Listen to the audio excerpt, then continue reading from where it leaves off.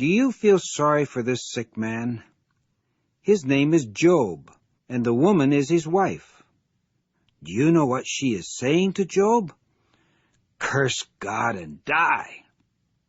Let's see why she would ever say a thing like that, and why Job suffered so much.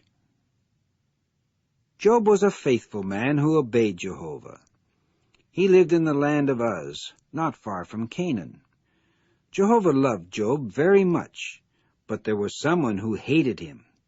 Do you know who? It was Satan the devil. Remember, Satan is the bad angel who hates Jehovah. He was able to get Adam and Eve to disobey Jehovah, and he thought he could get everybody else to disobey Jehovah too. But was he able to? No. Just think of the many faithful men and women we have learned about. How many can you name? After Jacob and Joseph died in Egypt, Job was the person most faithful to Jehovah in all the earth. Jehovah wanted to let Satan know that he could not do all the bad things you want to Job. We will see if he curses me. Only be sure that you do not kill him. First, Satan had men steal Job's cattle and camels, and his sheep were killed. Then he killed his 10 sons and daughters in a storm. Next, Satan struck Job with this terrible sickness. Job suffered very much. That is why Job's wife told him, "Curse God and die." But Job would not do it. Also, 3 false friends came and told him he had lived a bad life. But Job kept faithful. This made Jehovah very happy, and afterward he blessed Job, as you can see in the picture. He healed him from his sickness. Job had 10 more beautiful children, and twice as many cattle, sheep, and camels as he had before. Will you always be faithful to Jehovah like Job? If you are, God will bless you too. You will be able to live forever when the whole earth will be made just as pretty as the Garden of Eden.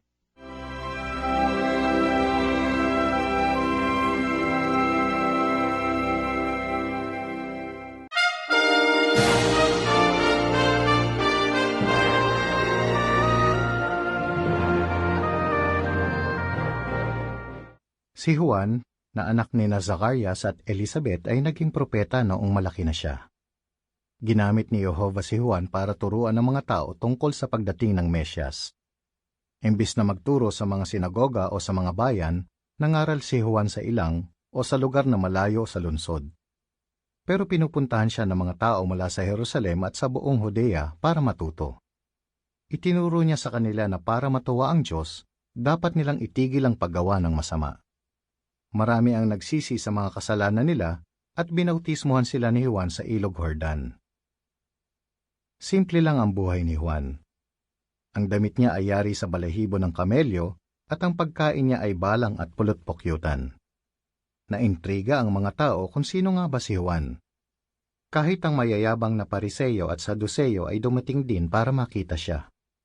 Sinabi ni Juan sa kanila, "Magbago na kayo at magsisi.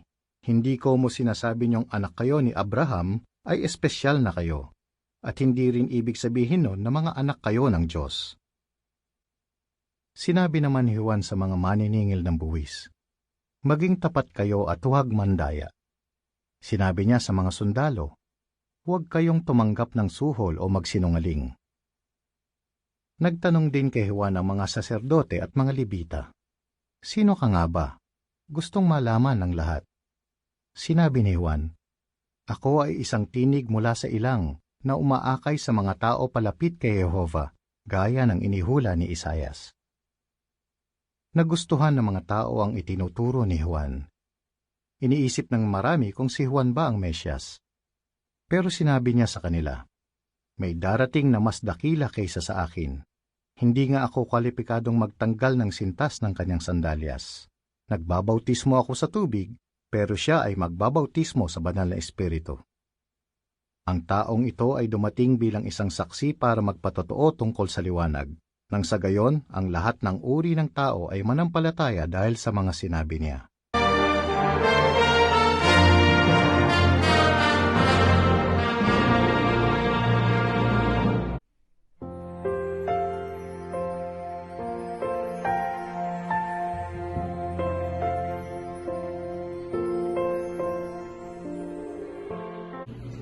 Ako si Zacarias. Ito ang aking asawa nga si Elizabeth. Kahit matanda na kami, binigyan mo kami ng anak na lalaki. Salamat, Jehova. Ako si Elizabeth. Ito ang aking asawa si Zacarias. Salamat, Jehovah, at pinagkalooban mo kami ng isang anak. Ang ngalan ay Juan. Salamat, salamat.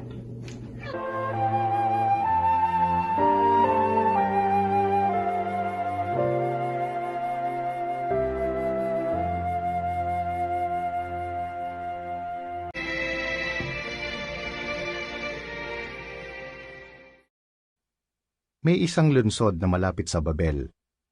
Ito ang lungsod ng Ur. Ang mga tao doon ay mas sumasamba sa maraming Diyos kaysa kay Jehova. Pero may isang lalaking taga-Ur na ang sinasamba ay si Jehova lang. Siya si Abraham. Sinabi ni Jehova kay Abraham, "Umalis ka sa iyong bahay at iwanan ang iyong mga kamag-anak at pumunta ka sa isang lupain na ipapakita ko sa iyo."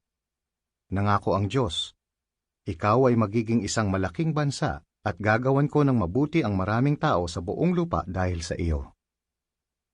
Hindi alam ni Abraham kung saan siya papupuntay ni Jehova, pero sumunod pa rin siya kasi nagtitiwala siya kay Jehova.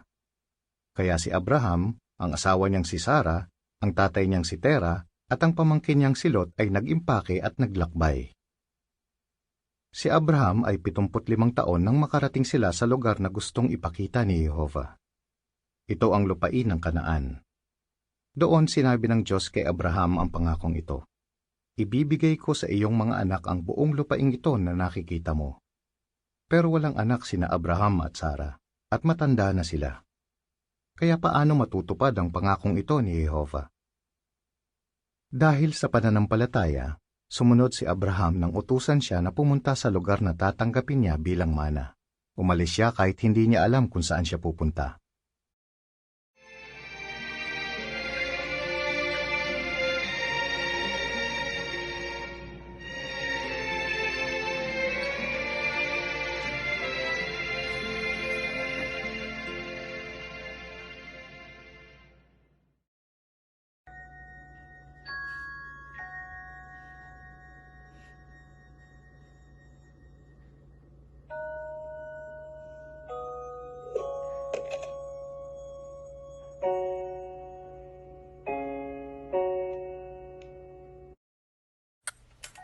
Ito si Mika.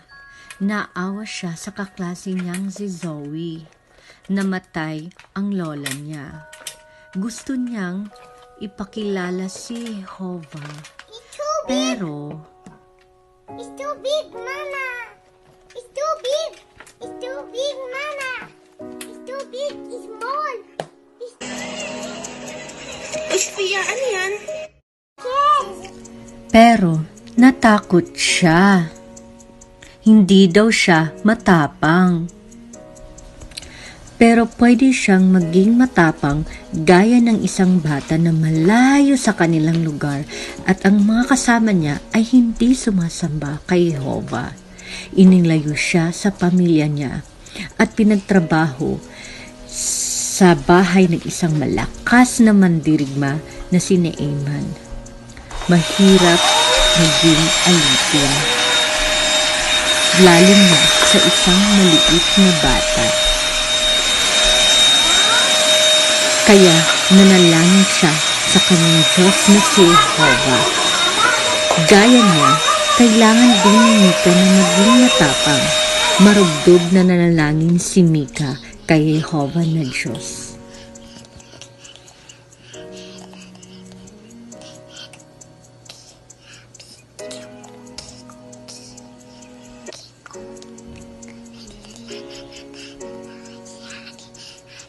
Amen.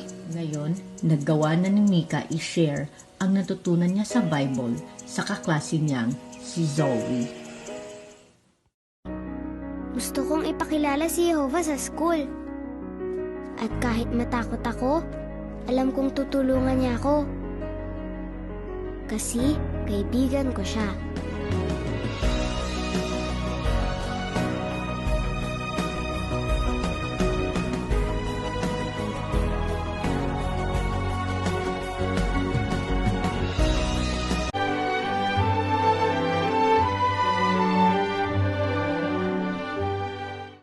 Naomi is an Israelite woman. She and her husband and 2 sons moved to the land of Moab at a time when there was little food to eat in Israel. Then one day Naomi's husband died.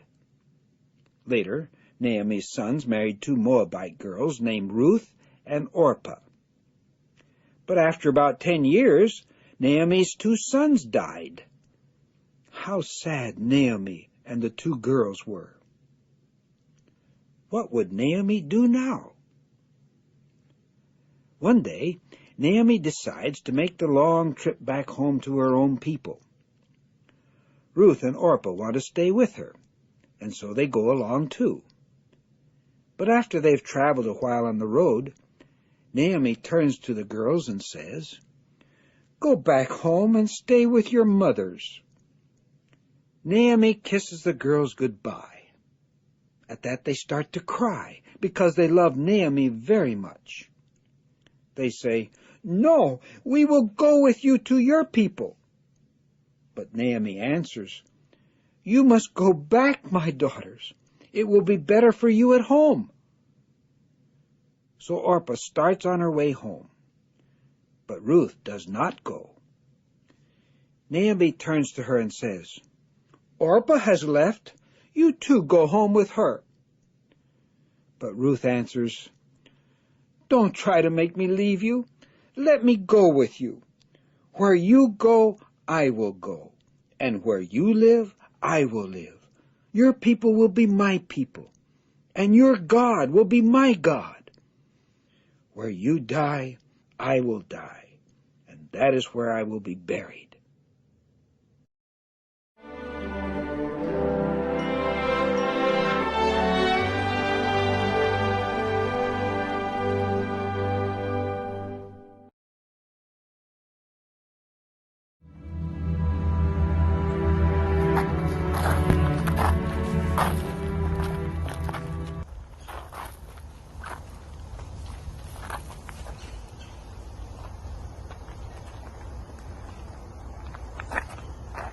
Ngayong araw na ito ang pinakalungkot sa buhay ko.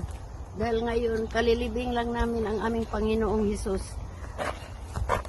Ako at si Mary, ina ni Hesus, at ibang babae ay naka-witness sa pinakamasakit na kamatayan ni Hesus sa tulos.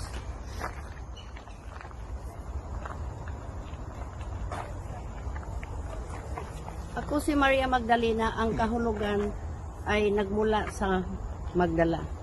Sa kunlaraning baybayin ng dagat ng Galilea, sa kalagitnaan ng Capernaum at Tiberias. Malaking panahon ang iginugugol ni Jesus at mga apostol sa baybayin parang mangaral sa palibot ng bayan para mangaral sa magandang balita tungkol sa kaharian ng Diyos. Ikikwento ko sa inyo bakit ako nagkaroong panampalataya ni Jesus at naging follower niya. Ako ay isang demon, isang possessed demon na matagal nang nag-suffer. At ini-expel ni Jesus ang 7 demons sa aking katawan. At napagaling pa ako sa iba kong karamdaman. Kaya ito ang reason bakit ako nagkaroon ng masidhing panampalataya at sumusunod sa Kanya. At lahat ng suporta ko ay ibinigay ko sa kanila financially and materially. Ngayon ay uuwi na kami sa aming tahanan para maghanda ng perfume oil para pahid ko sa katawan ni Jesus. Madaling araw after ng Sabbath, tatapusin ko lang itong pagtimpla ng perfume oil para sa katawan ni Jesus. Salome, pakidala pre sa ang jar of oil. Thank you. Maraming salamat. Tayo pupunta na sa libingan ni Jesus.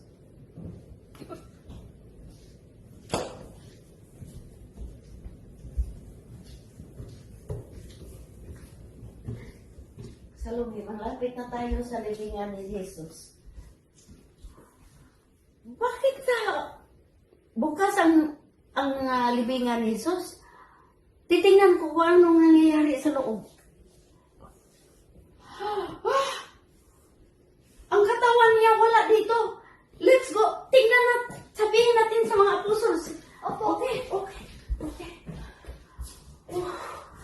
Ay, sinasabihan ko ng mga apostles na wala ang katawan ni Jesus sa libingan. Siguro mayroong kumuha sa kanyang body at hindi namin alam saan dinala. Habulin ko sila, baka nandoon pa sila sa libingan. Oh, wala sila dito. Baka umuwi na sila sa kanilang tahanan. Oh Lord, oh Panginoon.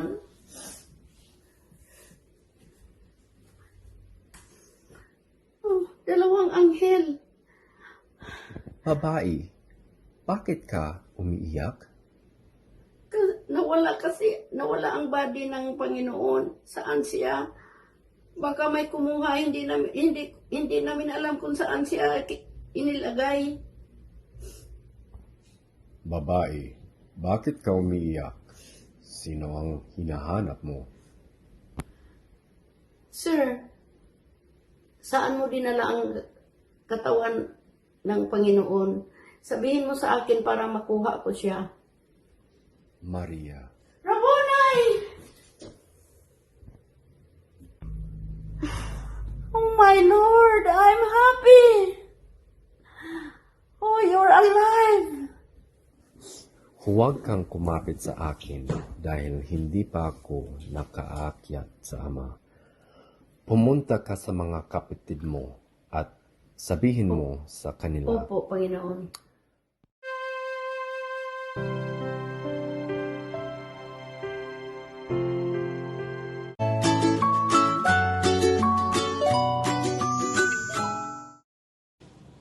Ako po si Lydia.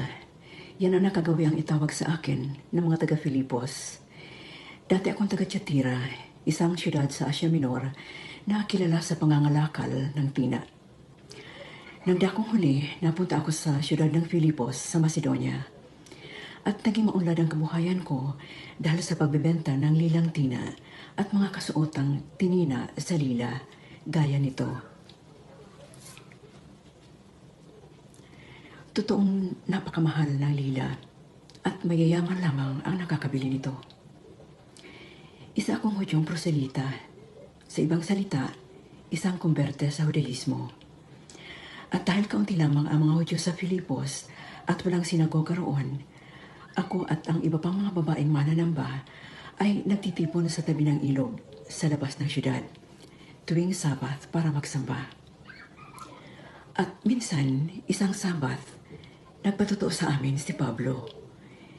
Gustong-gusto kong pakinggan yung mga sinasabi niya. At kung anong narinig ko sa kanya, sinabi ko sa aking sambahayan. Hindi nagtagal, ako at ang aking sambahayan ay nabautismuhan. Kaya isa kami sa mga una naging Kristiyano sa Europa. At dahil sa kagalakan kong maging Kristiyanong mananamba ni Jehova, naisip kong alukin si Apostol Pablo at ang kanyang mga kasama na sa aking tahanan na sila tumuloy. Ating kilala si Apostol Pablo. Ayaw niyang maging pabigat sa mga kapatid. Pero dahil ramdam niya ang sinseridad ng aking paanyaya, pumayag na rin siya at ang kanyang mga kasama, gaya ni Lucas. Kaya anong sumunod na pagkakataon, nang mapalaya si Apostol Pablo at si Silas mula sa pagkabilanggo, malugod silang tumuloy sa aking tahanan. Laging bukas ang aking tahanan para sa mga kapatid. At masaya akong ipagamit ito sa mga Kristiyanong pagpupulong. Nagagalak akong gawin ito dahil alam ko, napapasaya ko si Jehovah. Like Lydia of old, we say, be my guest. When they come to our home, they find peace and rest.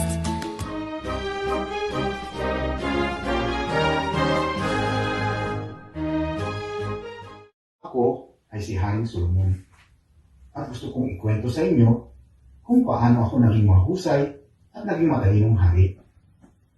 Tandang-tanda ko pa ang mga sinabi ng aking ama na si Haring David, na ako raw ang napili ni Jehovah na susunod bilang hari sa bayan ng Israel. At talagang ako'y kinabahan dahil hindi madali ang maging hari.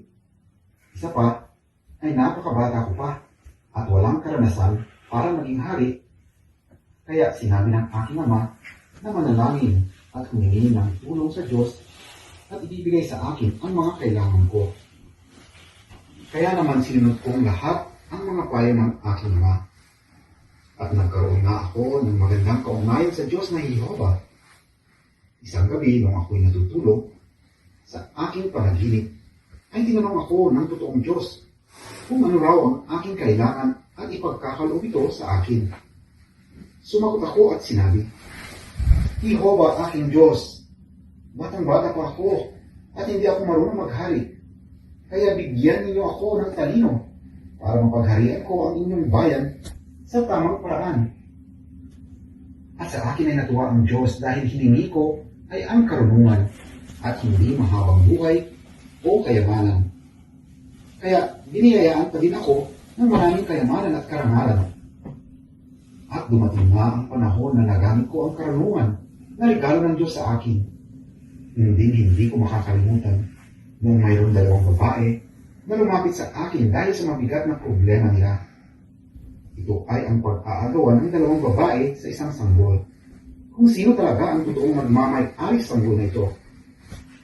Kaya napakuha ko ng espada at inutos sa isang kawal na kuhain ang sanggol at hatiin.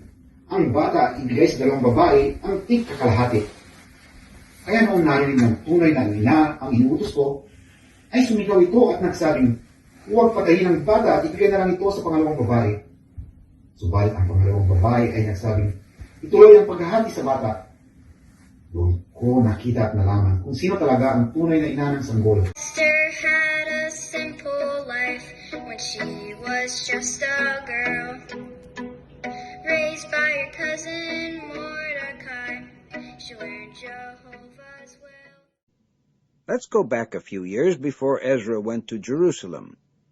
Mordecai and Esther are the most important Israelites in the kingdom of Persia. Esther is the queen, and her cousin Mordecai is second only to the king in power. Let's see how this came about. Esther's parents died when she was very small, and so Mordecai has raised her. Ahasuerus, the king of Persia, has a palace in the city of Shushan, and Mordecai is one of his servants. Well, one day the king's wife Vashti does not obey him, so the king chooses a new wife to be his queen. Do you know the woman he chooses? Yes, beautiful young Esther. Do you see this proud man that people are bowing down to? This is Haman. He is a very important man in Persia. Haman wants Mordecai, whom you can see sitting here, to bow down to him also. But Mordecai won't do it. He doesn't think it is right to bow down to such a bad man. This makes Haman very angry. And so, this is what he does. Haman tells the king lies about the Israelites. They're bad people who don't obey your laws, he says. They should be put to death. Ahasuerus does not know that his wife Esther, so he listens to Haman, and he has a law made that on a certain day all Israelites are to be killed. When Mordecai hears about the law, he is very upset. He sends a message to Esther. "You must tell the king and beg him to save us." It is against the law in Persia to go see the king unless you're invited. But Esther goes in without being invited. The king holds out his gold rod to her, which means that she is not to be killed. Esther invites the king and Haman to a big meal. There the king asks Esther what favor she wants from him. Esther says that she will tell him if he and Haman will come to another meal the next day. At that meal, Esther tells the king, "My people and I are to be killed." The king is angry. "Who dares to do such a thing?"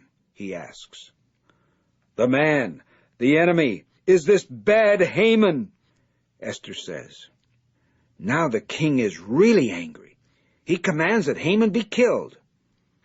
Afterward, the king makes Mordecai second in power only to himself. Mordecai then sees to it that a new law is made that allows the Israelites to fight for their lives on the day that they are supposed to be killed. Because Mordecai is such an important man now, many people help the Israelites, and they are saved from their enemies. And obey. I want to be like her, 'cause Esther, she was brave.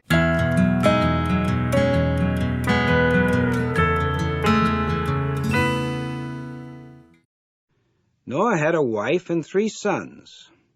His sons' names were Shem, Ham, and Japheth, and each of these sons had a wife. So there were 8 persons in Noah's family. God now had Noah do a strange thing. He told him to build a big ark. This ark was large like a ship, but it looked more like a big, long box. "Make it 3 floors high," God said, "and put rooms in it." The rooms were for Noah and his family, the animals, and the food all of them would need. God also told Noah to fix up the ark so that no water could leak in. God said, "I'm going to send a great flood of water and destroy the whole world. Everyone not in the ark will die." Noah and his sons obeyed Jehovah and started building. But the other people just laughed. They kept on being bad. Nobody believed Noah when he told them what God was going to do. It took a long time to build the ark because it was so big. Finally, after many years, it was finished. Now God told Noah to bring the animals into the ark. God said to bring in 2 of some kinds of animals, both a male and a female. But of other kinds of animals, God told Noah to bring in 7. God also told Noah to bring in all the different kinds of birds. Noah did just what God said. Afterward, Noah and his family also went into the ark. Then God shut the door. Inside, Noah and his family waited. Just imagine you are there in the ark with them, waiting. God now spoke to Noah. He said, "Go out of the ark. Take your whole family and the animals with you." They had been inside the ark for more than a whole year. So we can just imagine how happy they all were to be outside again and to be alive. If I try to be like Noah, faithful to Jehovah, I can be God's friend.